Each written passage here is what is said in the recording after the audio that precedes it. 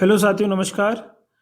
Tribal welfare department यानी कार्यालय आयुक्त जनजाति कार्य विभाग की तरफ से ये 7 तारीख का लेटर है, जिसमें कहा गया है कि प्राथमिक शिक्षक खेल गायन वादन और नृत्य खेलकूद हेतु जो चयन परीक्षा हुई थी 2024 में, उनके अभ्यर्थियों के लिए डॉक्यूमेंट वेरिफिकेशन के लिए एक सूचना है।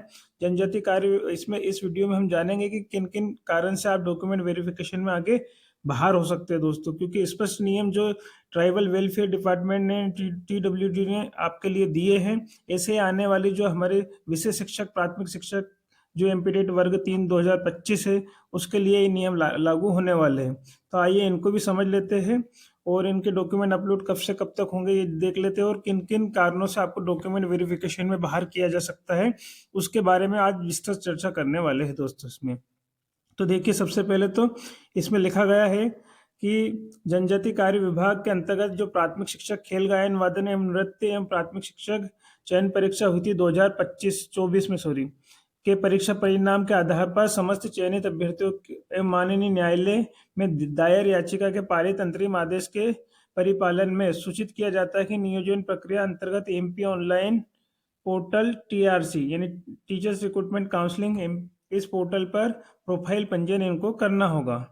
आप सभी को, जितने भी खेलकूद शिक्षक वाले हैं और गायन वादन वाले हैं प्राथमिक शिक्षक, उनको TRC पोर्टल पे अपनी प्रोफाइल बनानी होगी। फिर विकल्प चयन हेतु दिनांक 9/4/26 से प्रारंभ होगी, मतलब आप 9 तारीख से आपकी प्रोफाइल बनाना स्टार्ट कर देंगे और विस्तृत समय सारणी TRC पोर्टल पर उपलब्ध है।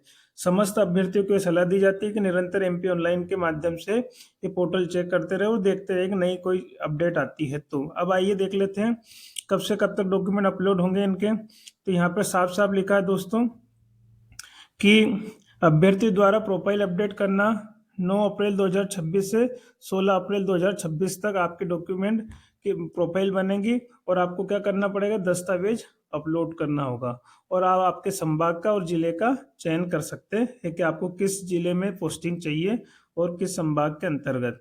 तो आपको 9 तारीख से 16 अप्रैल तक आपको क्या करना है दोस्तों, ये डॉक्यूमेंट आपकी प्रोफाइल बना लेनी है और डॉक्यूमेंट अपलोड कर देना और संभाग और जिले का चयन कर लेना है।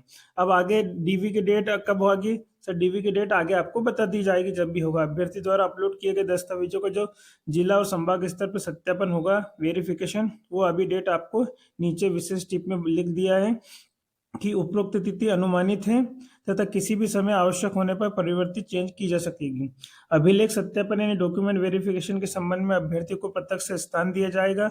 दिनांक व समय जो है सूचना उनको पंजीकृत मोबाइल नंबर पर, यानी आप जो भी TRC पोर्टल पर आपका पंजीकृत नंबर करेंगे प्रोफाइल में, उस पर मैसेज भी आ जाएगा और ईमेल के माध्यम से भी आपको सूचना दे दी जाएगी। तो ये आपके लिए है 9 से 16 तक आपका अपलोड। आप देख लेते हैं किन किन कारणों से डॉक्यूमेंट वेरिफिकेशन में शिक्षकों को बाहर किया जा सकता है, कैंडिडेट को बाहर किया जा सकता है। यही आगे एमपीटेट वर्ग 3 2025 सब्जेक्ट टीचर वालों के लिए होने वाला है दोस्तों। अब देख लीजिए, इस पे पूरे क्वेश्चन का आंसर दे रखा है। पहला क्वेश्चन ये है कि आपके दिमाग में अगर ये चल रहा है कि सर हमारे सबसे कोई फॉर्म में मिस्टेक हो गई है, चयन प्रवर्ग में अगर दिव्यांगता श्रेणी में या भूतपूर्व सैनिक में या अतिथि शिक्षक में या आरक्षित प्रवर्ग में परिवर्तन हो सकता है क्या? भाई, हमसे दिव्यांगता टिक हो गई और हम दिव्यांग नहीं हैं, है ना? तो इस कंडीशन में आपने जो फॉर्म में भरा है वही मान्य होगा, जी नहीं, इनमें कोई भी चेंज नहीं हो सकता है। आप किसी भी श्रेणी में आपने जो गलती करी फॉर्म में, उसको करेक्शन का कुछ भी नहीं होगा। कर्मचारी चयन मंडल द्वारा जारी चयन परीक्षा परिणाम डेटा में परिवर्तन के आधारित विभाग के को अधिकार विभाग को नहीं है, इसमें किसी प्रकार का चेंज नहीं होगा। क्लियर होगा? आप जो गेस्ट एक्सपीरियंस सर्टिफिकेट है, अतिथि शिक्षक प्रमाण पत्र कब तक का मान्य होगा? इनका खेलकूद गायन वादन और नृत्य शिक्षकों का, है ना? तो इन्होंने माननीय उच्च न्यायालय जो जबलपुर में दायर याचिका करी थी, उसका क्रमांक दे रखा है और उसके पारित में जो आदेश निकला था 13/3/2026 के, उसके अनुपालन में अगर देखा जाए तो अतिथि शिक्षक अनुभव प्रमाण पत्र जो विज्ञप्ति निकली थी उसकी, है ना, इनकी विज्ञप्ति अनुसार आवेदन भरने की अंतिम दिनांक की स्थिति तक है, मतलब अंतिम तारीख के पहले पहले आपका गेस्ट सर्टिफिकेट बना हुआ होना चाहिए, मतलब उसके पहले का होना चाहिए, तो मान्य है। तीसरा देख ले, अतिथि शिक्षक की श्रेणी में चयन हुआ है, अनुभव क्या होना चाहिए, है है ना। अगर आपका चयन अतिथि शिक्षक श्रेणी में चयन हुआ, आपका गेस्ट फैकल्टी में चयन हुआ है, तो अनुभव क्या होना चाहिए? तो ये लिख रखा है, पहले भी फॉर्म में भी बता दिया था, मध्य प्रदेश की शासकीय शाला में न्यूनतम 200 दिन आपने काम किया हो, 200 दिवस, और 3 शैक्षणिक सत्र होना चाहिए, मतलब 30 दिन, और एक सत्र में न्यूनतम 30 दिन का होना अनिवार्य, मतलब 1 महीने लगभग 30 दिवस का अनुभव होने पर उसे एक सत्र का अनुभव माना जाएगा। मतलब एक साल में अगर आपने 30 दिन भी पढ़ा है तो आपको एक सत्र काउंट कर लिया जाएगा। और यहाँ पे लिख रखा है, जनजाति कार्य विभाग के सहायक आयुक्त जिला संयोजक के हस्ताक्षर से जारी प्रमाण पत्र मान्य होंगे। विस्तृत विवरण उन्होंने उसमें दे रखा है ना। आगे देख लीजिए। चौथा, यदि अतिथि शिक्षक रहते हुए कोई उपाधि या पत्रोपाधि नियमित रूप से प्राप्त की जाती है तो क्या अतिथि शिक्षक का अनुभव मान्य होगा? देख लीजिए, जिस सत्र में अगर नियमित विद्यार्थी के रूप में उपाधि या पत्र उपाधि यानी डिस्टेंस से आपने कुछ भी प्राप्त की है तो सत्र का अतिथि शिक्षक का अनुभव मान्य नहीं होगा, क्योंकि गेस्ट फैकल्टी पे आप काम कर रहे तो ये भी नियमित है, और कोई डिग्री आपने नियमित कर रखी है तो दोनों मान्य नहीं हो सकता, क्योंकि एक व्यक्ति 2 जगह नियमित नहीं हो सकता, इसलिए ये मान्य नहीं होगी दोस्तों। साफ साफ लिख रखा है।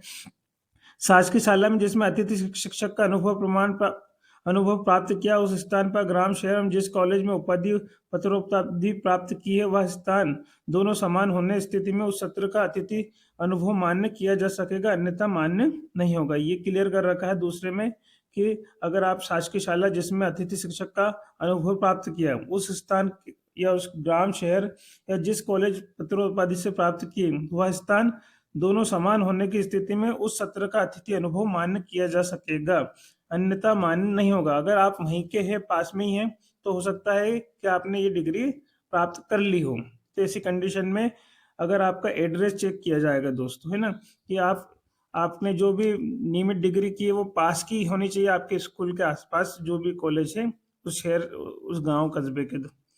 अगला देखो, 5th पॉइंट में अतिथि शिक्षक श्रेणी में चयन हुआ है किंतु प्रमाण पत्र नहीं है, तो क्या होगा? मुख्य चयन सूची में अभ्यर्थिता अमान्य कर दी जाएगी, मतलब उसको बाहर कर दिया जाएगा। अगर गेस्ट फैकल्टी से चयन हुआ और प्रमाण पत्र नहीं है आपके पास गेस्ट फैकल्टी का, तो आपको बाहर कर दिया जाएगा और प्रतीक्षा सूची से कैंडिडेट को उठाया जाएगा।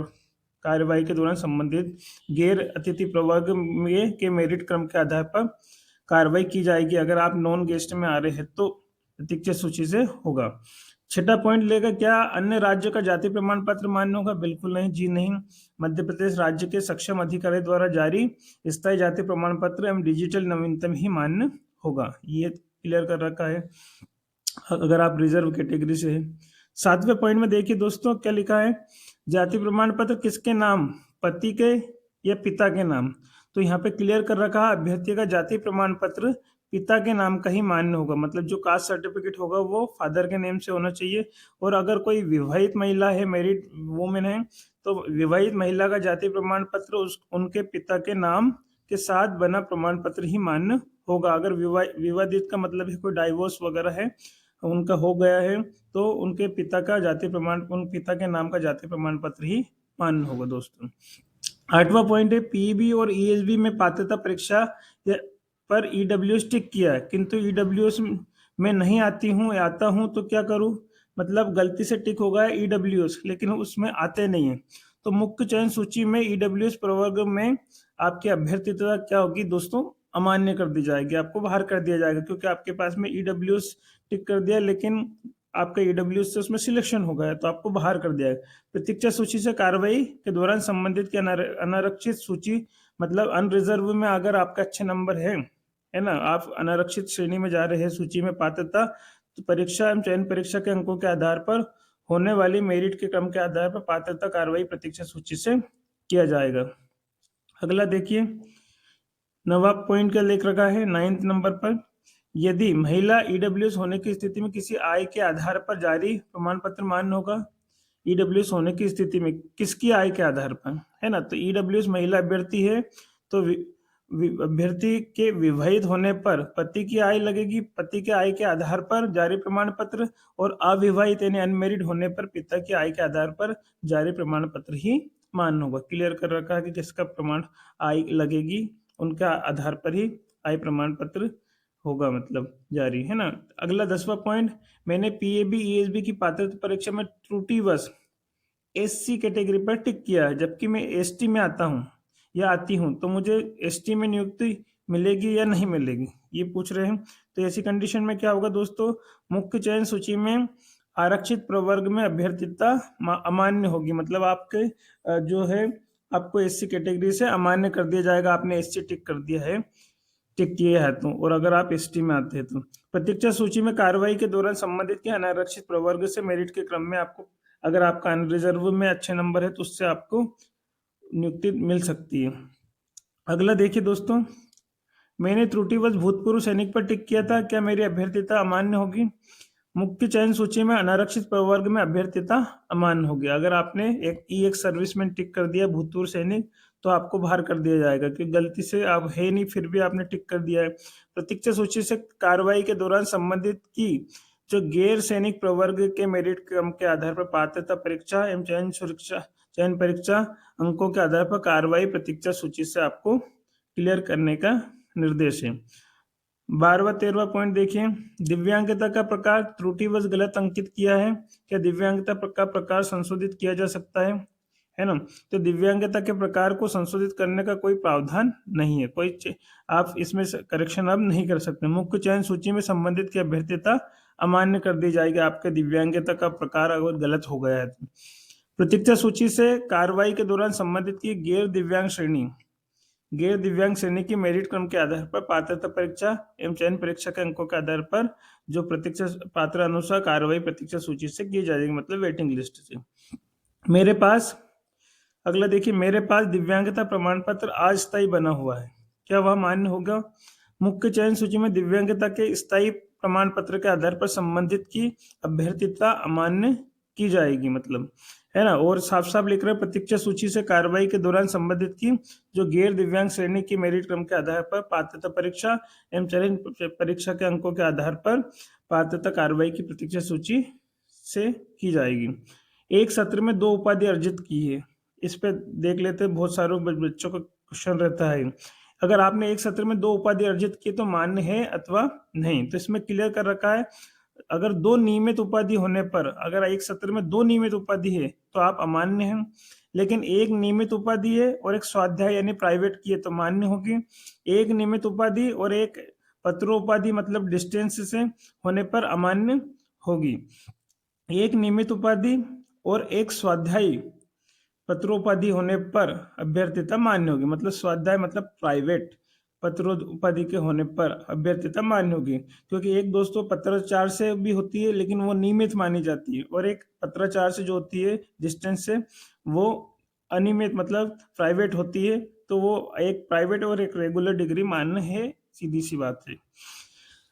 15वां प्रश्न देख लेते हैं, किस कंडीशन में केंद्रीय सेवाओं हेतु जारी केंद्र द्वारा जाति प्रमाण पत्र क्या मान्य होगा, मान्य नहीं होगा? क्लियर है। महिला अभ्यर्थी के विवाह उपरांत उपनाम में परिवर्तन हो गया है तो क्या करें, तो उसके लिए आप एक शपथ पत्र एफिडेविट लगा सकते हैं, कोई दिक्कत नहीं है।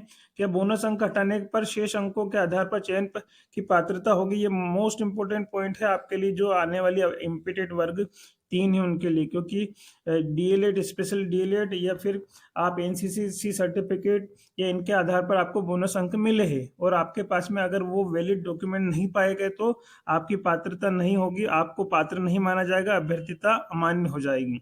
यानी आपके पास स्पेशल डीएलएड टिक कर दिया है आपने और आपको उसका लाभ भी मिल गया है और आपको सिलेक्शन भी होगा उससे, लेकिन आपके पास वो डिग्री नहीं है या एनसीसी का सी सर्टिफिकेट नहीं है और आपको उसका लाभ मिल गया है और आपका सिलेक्शन हो गया है, तो ऐसी कंडीशन में आपको डॉक्यूमेंट वेरिफिकेशन में दोस्तों बाहर कर दिया जाएगा। तो ये ऐसे 17 क्वेश्चन थे दोस्तों, जिसमें आपको क्लियर कर दिया है कि कौन कौन सी कंडीशन में आपको बाहर किया जा सकता है। तो ऐसे वीडियो प्राप्त करने के लिए मिशन मास्टर बाय दीपक के यूट्यूब चैनल को लाइक शेयर सब्सक्राइब करना ना भूले। Thank you, keep watching.